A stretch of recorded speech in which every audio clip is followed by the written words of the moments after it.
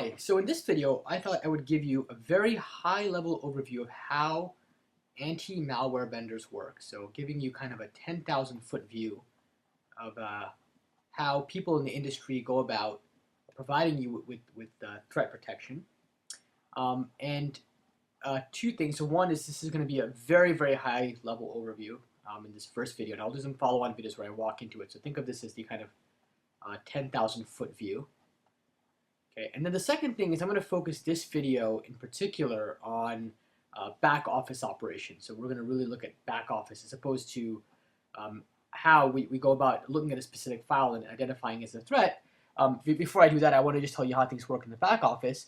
And then I'll do some follow-on videos in the future where we talk specifically about techniques for identifying that something is malware. So there are basically three key parts to the process. And again, this is a very high-level overview. We have a sample collection. And this is where vendors kind of identify interesting samples to go after. Then there is the second part, which is sample processing.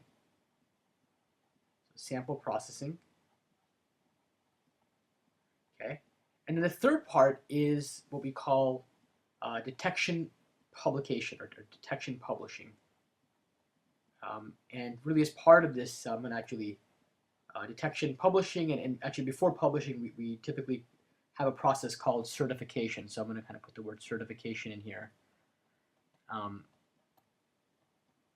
Certification and publishing. Okay, so typically any vendor in the space will, in their back office, employ a process with these three high-level steps. So in the process of sample collection, the goal is to basically find malware samples. And these can be from a variety of sources like crawlers and honeypots and so on. And I'll do, again, a follow-on video where I'll talk about each of these different pieces in some more detail. But for now, here's the kind of high-level look at things. The second phase is sample processing, and this is where samples are processed through basic automation and even some manual methods. So this is where maybe you do some automation and you maybe do manual analysis of the samples.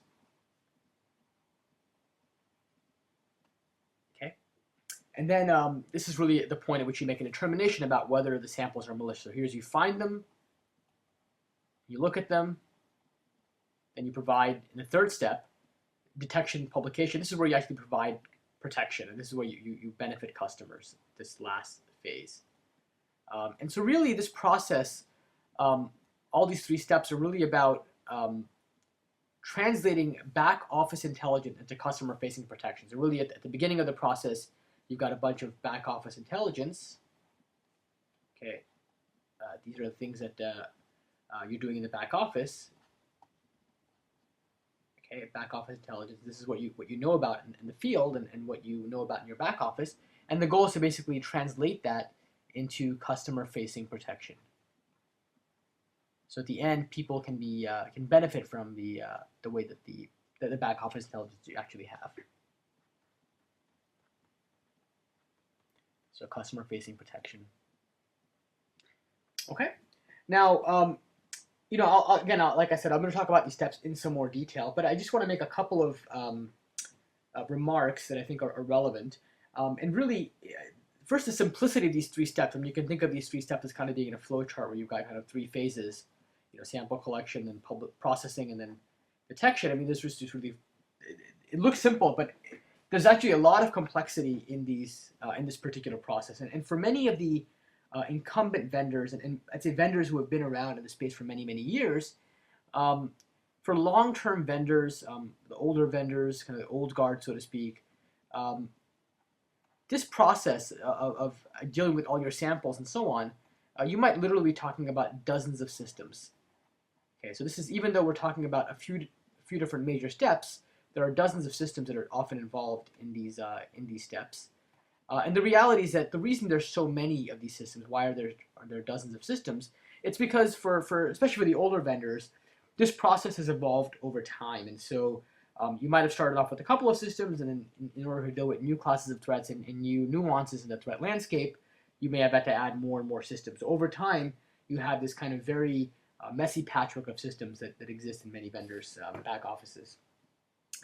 And the other thing that I do want to mention about this flow is that the timing is actually hypercritical for this flow. So in other words, the time it takes to translate back office intelligence into customer-facing protection has to be very short. You can't spend a lot of time. And the reason for that is that most threats today, the vast majority of threats, the vast majority of threats, their lifetime can be measured in hours. So typical threat lifetimes, you're talking about hours. And I'll give you a couple of stats here. So like as I mentioned, threat lifetimes, and by threat lifetime, I mean from the first time you see a threat to the last time you see a threat. That typically can be measured in hours, maybe days at the most. Okay, and in fact, let me give you some data that we've seen.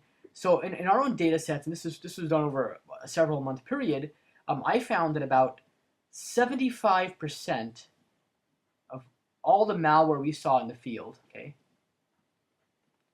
and this is actually real malware on customer endpoints, had a lifetime of 0. And that means the first time we saw that malware was the same as the last time we saw it. So in other words, we never saw that malware again.